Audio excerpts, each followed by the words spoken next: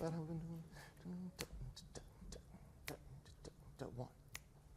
a two, a one, two, a 1, 2, 3.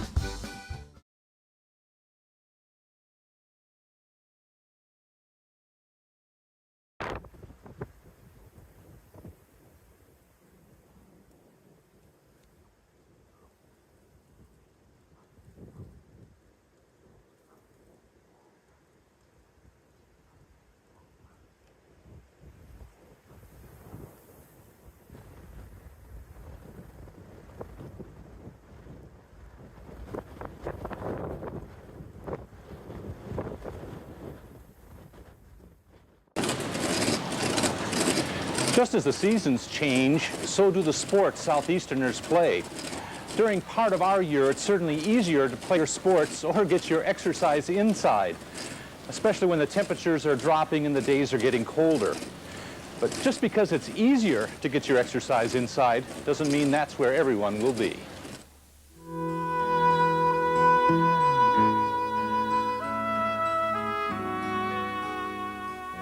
When the snow comes down, people go up to Eagle Crest for skiing, where it varies from the speed of downhill to the quiet of cross-country.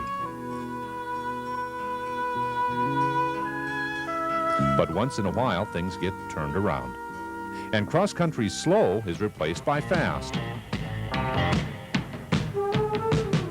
and its quiet is replaced by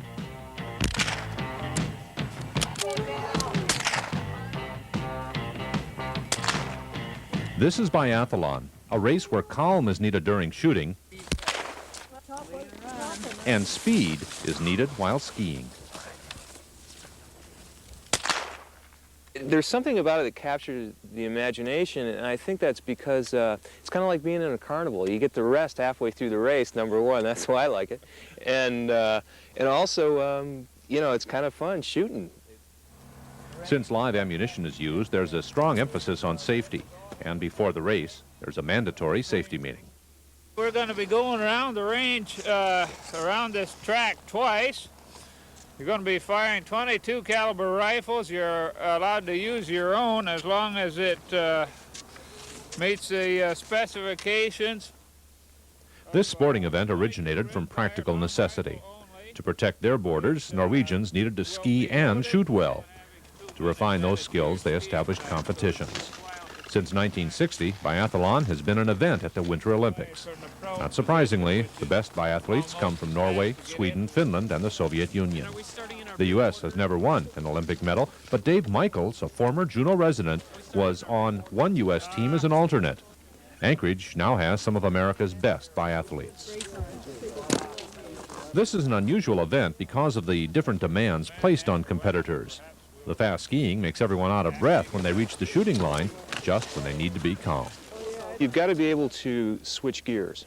You've got to be able to concentrate fully on your skiing technique when you're skiing, and then automatically come into the range, not think about the race, where you are. The only thing you can think about is that target and going through the procedure that you've practiced. And you've got to focus. And then once you've finished shooting, you must resume, then switch gears. All right, I'm a skier now. I have to start thinking about skiing. And that's the challenge. I've done a lot of ski racing, but I've never been in a biathlon before. So this is my first biathlon ever. Why are you doing it? I enjoy skiing, and I've been doing a lot of that this year, and it's another Nordic event to come out to and have fun. How about the shooting? Have you prepared for that part of it? No, not at all. So what are you going to do? Well, I hope to make up in the skiing what I lose in the shooting. You're not too optimistic about the shooting? No, I'll be lucky if I hit any of them. So I have fairly slow skis. I don't have the top-notch equipment like a lot of these people have, so my strategy is to hit the targets. Today I'm just going to try it real casual, and then next week I'll try faster, and the week after that I'll try even harder. I'm going to try and finish. And have a good time? That's right. Okay, good. Good luck, Herb. You bet. 3, 2, 1, start. The skiers will start from the starting area and ski to the shooting area, and they'll pick up a gun, take 5 shots standing, and then place their gun here and then continue to ski. They'll go around the loop again, come back to the shooting area and pick up the gun again, and this time they'll shoot in what's called the prone position, which they're allowed to lie down, sit, or kneel, and take 5 shots again, and then continue to ski to the finish line. So you have a total of 7 kilometers that you're skiing and a total of 10 shots. That target is 12 centimeters in diameter. It's the outside ring that the bullet has to touch. As long as the bullet touches the ring, it counts as a hit. And out of those 5 shots, for each miss, the competitor will be penalized 2 minutes of his skiing time. Somebody must have shot at mine. I only had 5. And what you're trying to do is break the race up into 2 separate components. Your race part, you should be concentrating on just your technique and just racing. Your shooting part, just thinking about the target and the procedure that you go through shooting. The common mistake is if you take 5 shots, beginners, their first shot is usually a flyer and their last shot is a flyer because they're not concentrating their first one and they're thinking about skiing on their last one. Yeah? Roll. My gun, I know, I was waving all over the place. I couldn't really steady the gun for at least the first shot. And then after that, my heart slowed down a little bit, so it's a little bit more accurate. Should you have waited longer before taking that first shot? I probably should have, but you're in the race and you don't really think of that. Some people describe it as fire and ice because your heart is going very fast. It's the most difficult cardiovascular race there is known to man. And then you come into the race area and you have to concentrate and relax and shoot. After the ice of shooting, biathletes have to look for the fire to ski fast toward the finish line.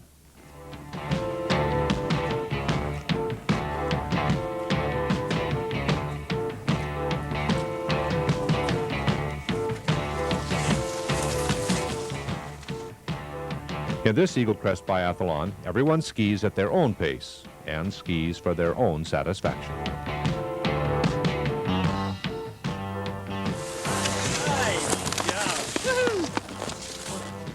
How did it go? Fun. It went all right. I didn't shoot as good as I thought I'd shoot, but I skied the way I thought I'd ski. Terrible.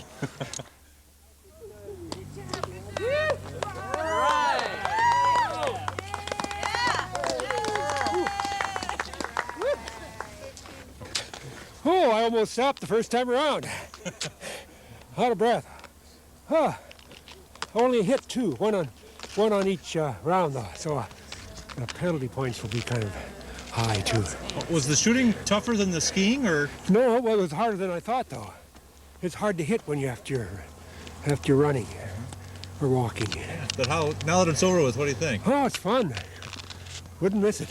Do it again? Oh yeah. Okay.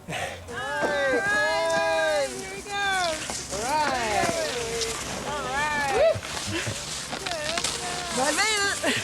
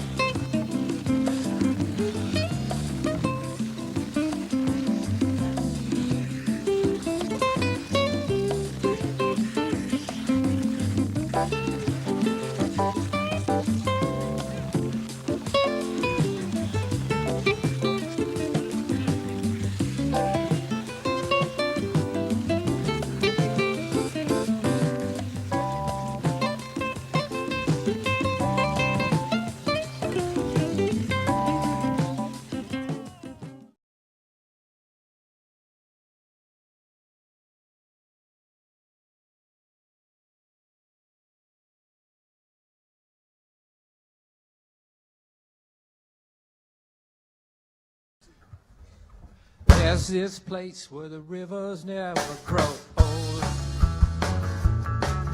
where it all keeps on keeping on, getting better in the cold, where there's a piece of heaven in every corner of the sky. It's a place where you can lay your head and never wonder why,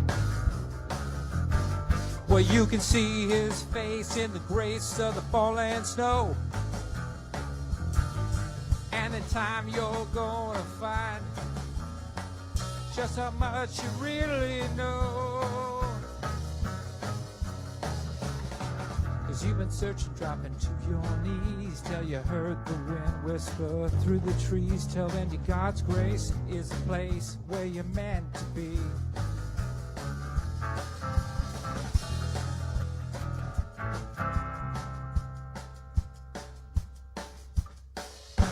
Never too late, that's what they keep telling me. but you got to slow down or you might never see.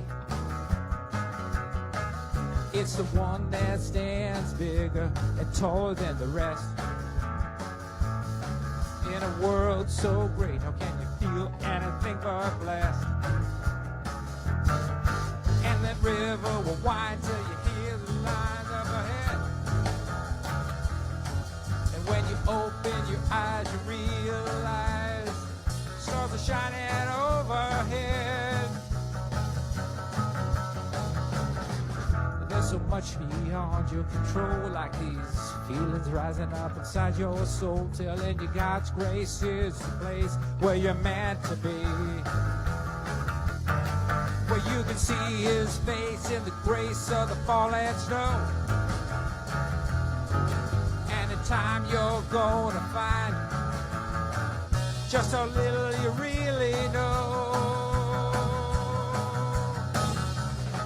Cause you've been searching, dropping down to your knees till you heard the wind whisper through the trees, telling you God's grace is a place where you're meant to be. God's grace is a place where you're meant to be. One more time. God's grace is a place where you're meant to be.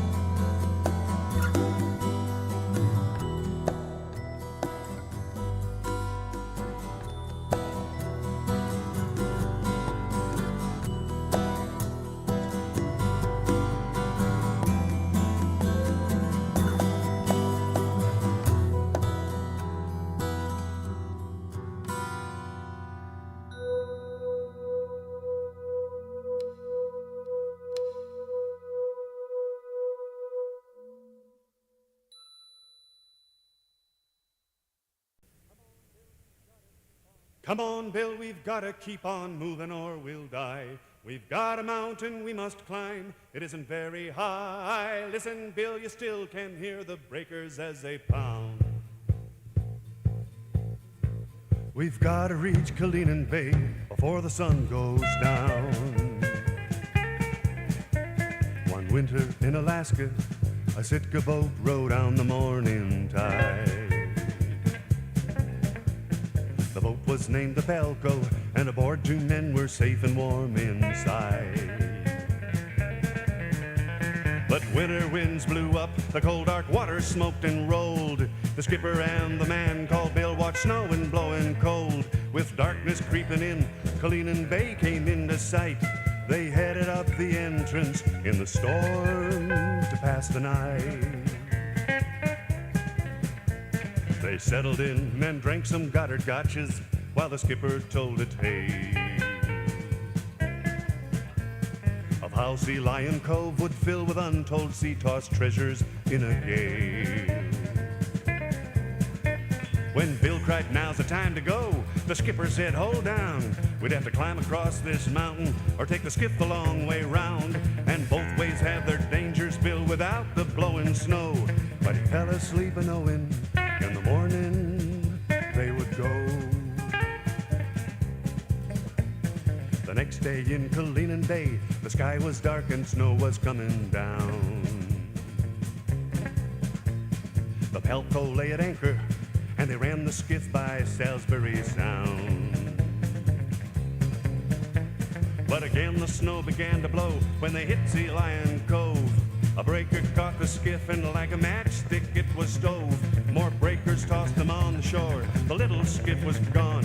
They had to get back to the Pelko before the night came on. Come on, Bill, we've got to keep on moving or we'll die.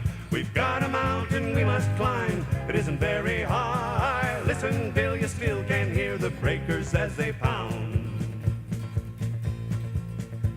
We've got to reach Kalinin Bay before the sun goes down. Cold and wet and tired, they had to cross the frozen island through the snow. Looking back at Bill, the skipper wondered how much farther he could go. Behind them surf was roaring, while ahead the island rose. The skipper had to keep Bill moving, or by nighttime they'd be froze. He'd push ahead to break the trail and go back down to help his friend. Then he finally saw the Pelko. He turned around and called again. Come on, Bill, we've got to keep on moving or we'll die. We've got a mountain we must climb. It isn't very high. Listen, Bill, you still can hear the breakers as they pound. We've got to reach Kalinin Bay before the sun goes down. Come on, Bill, we've got to keep on moving or we'll die. We've got a mountain we must climb. It isn't very high. Listen, Bill, you still can hear the breakers as they pound. We've got to reach Kalinin Bay before the sun goes down. We've got to reach Kalinin Bay before the sun goes down. We've got to reach Kalinin Bay before the sun goes down.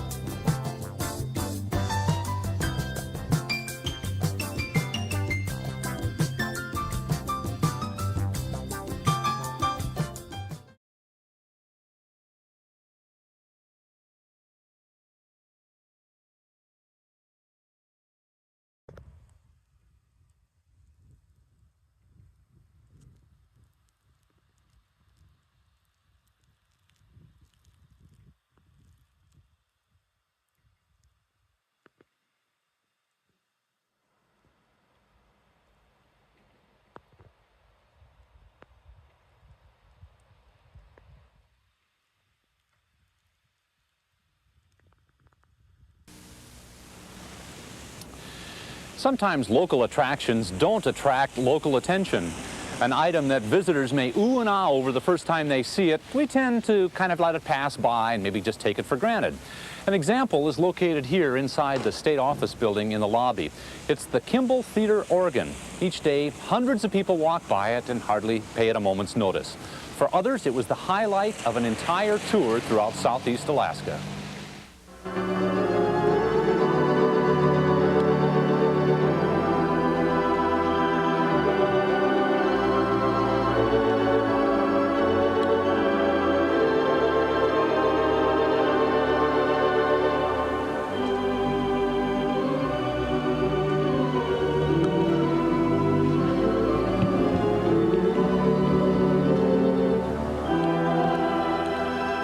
My mother told me, always start your shows with a piece that you know, and that was the piece. Gaylord Carter learned the perfect song long before his fingers and feet danced through the tunes that put words to silent movies. Since 1922, he's been playing the theater organ, even after it was replaced in the 30s with the talkies. By standard size, Juneau's Kimball Theater organ is small, but in the plaza of the State Office building, Carter says, it's like one of the greatest in the world. The organ was specially built for the Coliseum Theater in 1928, and it still plays beautifully, and of course it's in a marvelous setting. Every organ is a prisoner of its surroundings, and this one has been liberated and freed by this marvelous room. And while it is only, what is it, 10 ranks? Sounds like 110.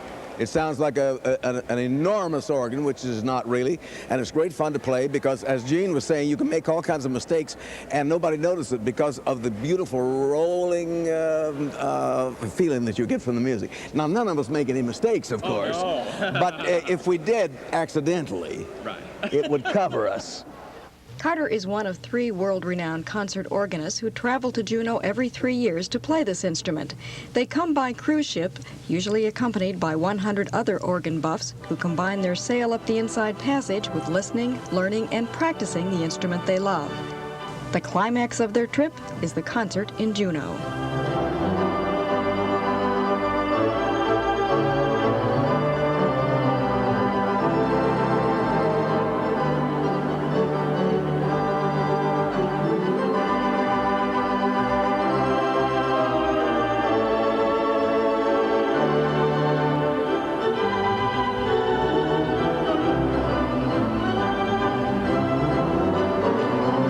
Theater organ was designed to be played in the big theaters where there was an orchestra while the orchestra went and took a rest.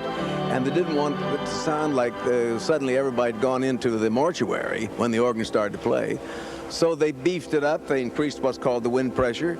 They made the trumpet sound more like a real trumpet. They made the oboe sound more like a real oboe.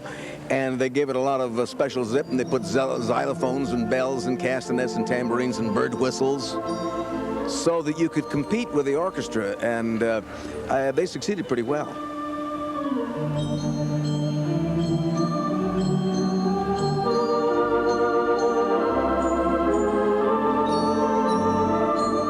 In the old days, when I was playing at the $1 Million Theater, we had a 35-piece orchestra, and they'd play part of the movie, and I'd play part of the movie, and then they'd play an overture, and I'd come in on the big finish. You know, 4 big chords at the end, make them all sound good. Yeah. So then we'd all play the newsreel. It's evolved, and let's put it this way: we all get paid better today than we did in those days. Do you like this audience better than Amos and Andy? I never saw the Amos and Andy audience. I don't know where they were. They were in their homes, I understand.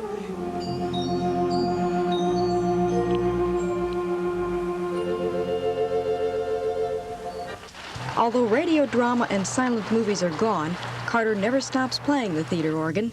Its versatility can't be beat, he says. For example, Juneau's Kimball has 548 pipes, but it also plays the glockenspiel, chime, xylophone, drums, sleigh bells, and bird whistles, and of course, the Kimball piano.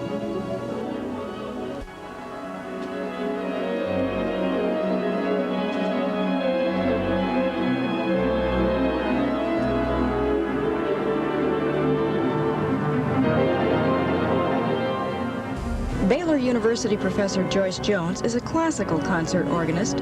While you normally wouldn't play Bach on a theater organ, this is one of her favorite instruments.